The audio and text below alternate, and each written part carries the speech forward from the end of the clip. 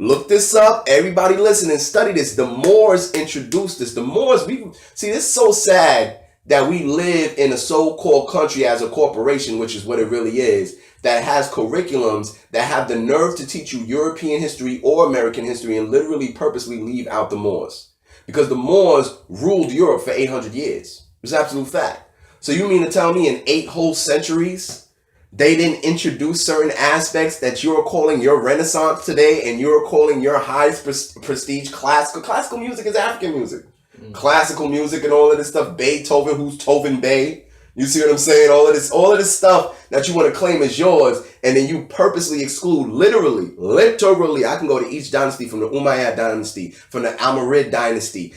Literally 800 years of African Moors, because the first dynasty was the Umayyad dynasty, which ruled from about 700 AD to about 1000 to 1100. Then the Almoravids, I should say, came in, and then they were a mixture of Arabs and Africans. Right. But either way, we still talking about melanated people. Mm-hmm. We're not talking about white people. Right. But not to get into a Moorish history, but the point of the matter is, brother, them tones resonate.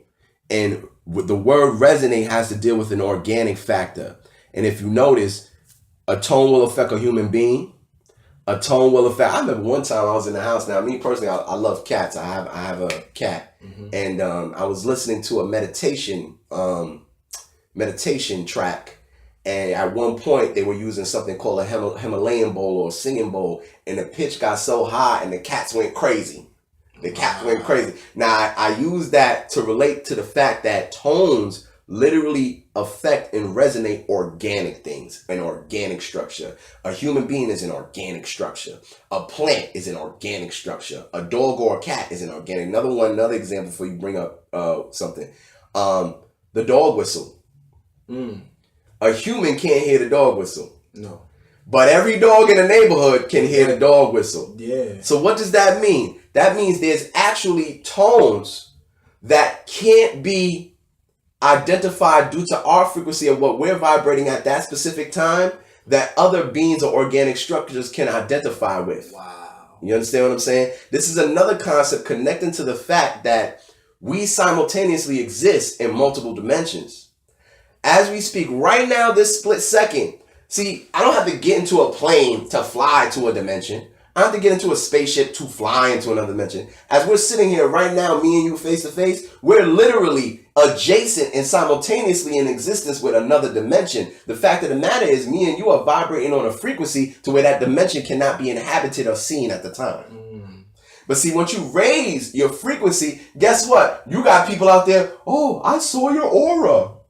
Oh, I see there's a ghost next to you. All of this. These are people that are vibrating at a higher frequency to where they can see past the veil that covers or that blocks the multi-dimensions that exist simultaneously around you. And that's probably why, because I see a lot of, now it's making so much sense why people, when they do the and the chanting, it's, you said other beings hear them. That's crazy, because they probably feel like it's other things that come into contact with them that we don't even know. No. That's crazy. And just to add to that, spirits are attracted to light. Right. So what do I mean by that? It's like a moth to a flame. Flies, moth. If you ever, I don't know, this is how I do it. Like, it'll say that fly gets into a room. The first thing I do is I cut off all the lights. And then, like, I'll either light a match or I'll put on my phone. And next thing you know, they start flying next to the phone and I can catch their ass. You see what I'm saying? Yes. Spirits are the same way. A lot of times, certain energies exist all around you all the time. The fact of the matter is, they either don't see you or you can't see them because you have no light.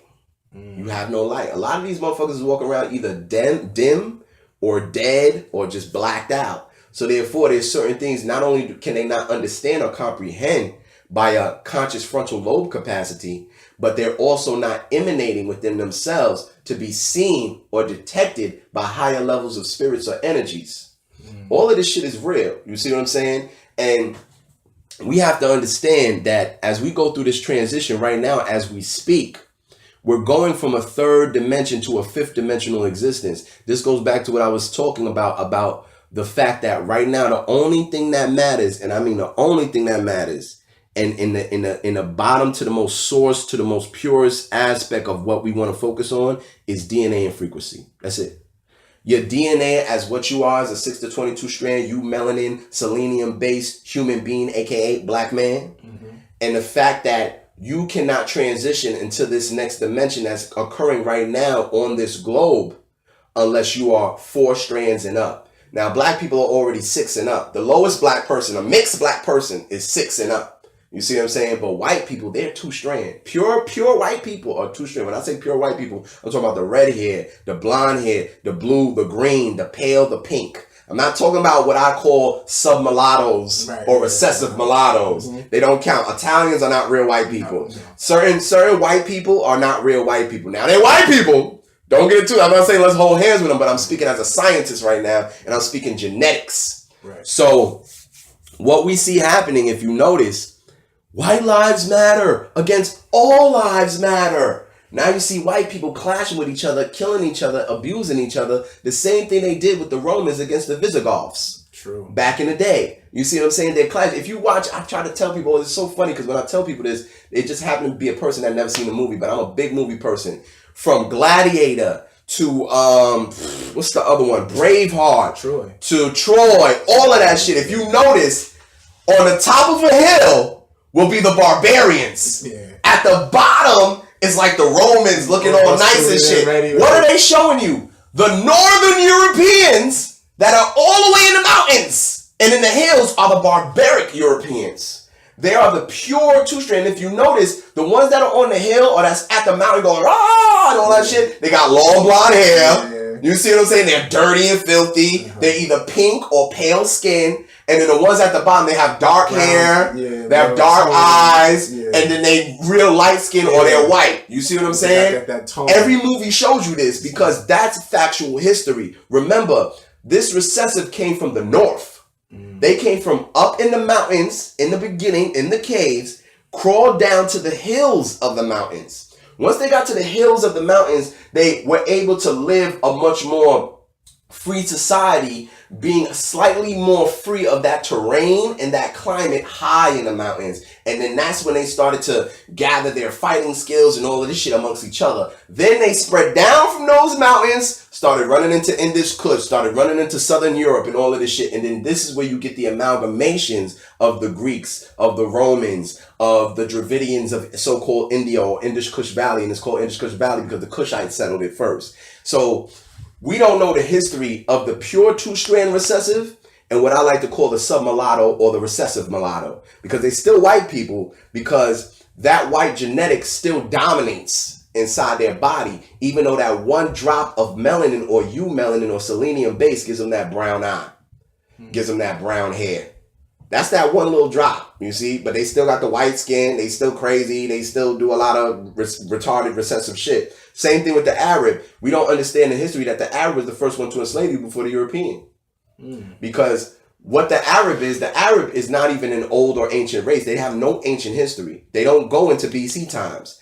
See, the only thing that goes into BC times is the Persians, and those are Arabs. You see what I'm saying? But what we see at our corner stores, at our Crown Fries, those are brand new people. And if you look at them carefully, look at their profile. They have hook noses. You see what I'm saying? They have very light tan skin. All of them have dark hair. You're not going to find a blonde Arab. You're not going to find a red. All of them have dark hair. All of them have brown eyes. But what we don't understand is they're a mixture of the original inhabitants of the Kushites and the Khazarians or the Ashkenazis. Now, if you look up Ashkenazi, Ashkenazi,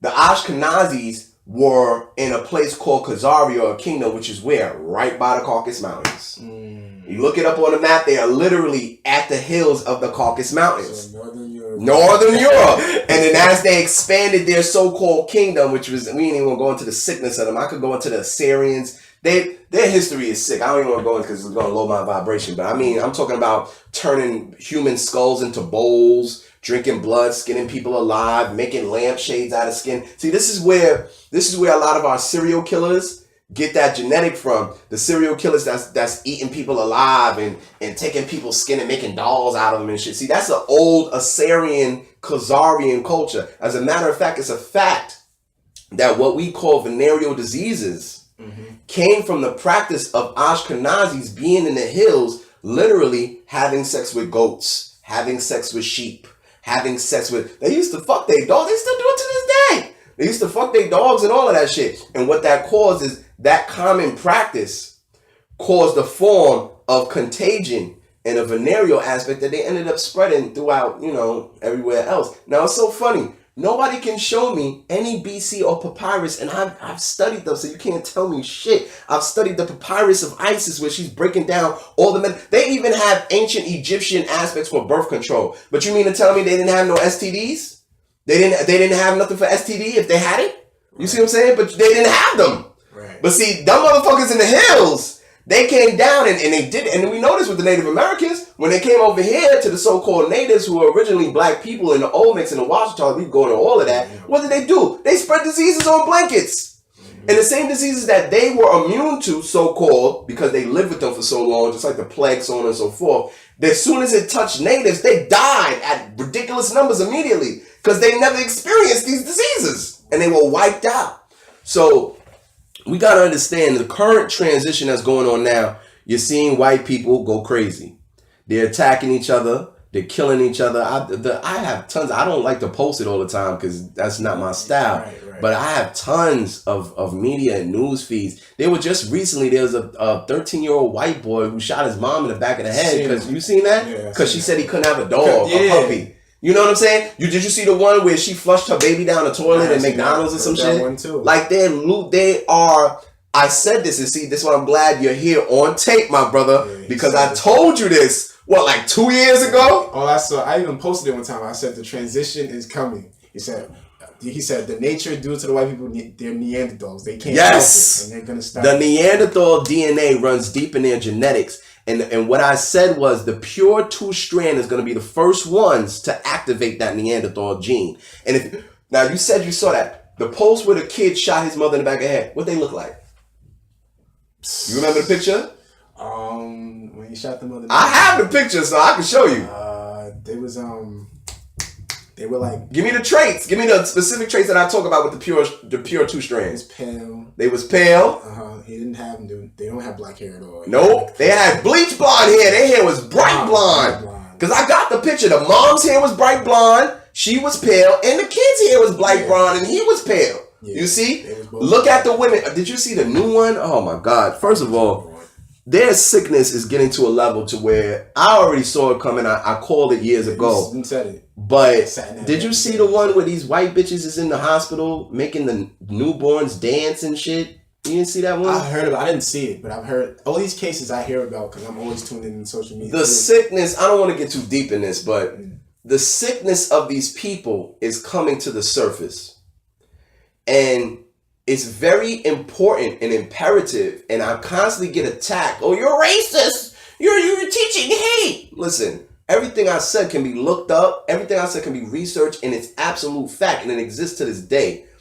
I say this from fact. I don't say this from hate. Put it to you like this. I say this all the time. I don't hate a lion. Right. I don't hate a wolf. I don't hate a tiger.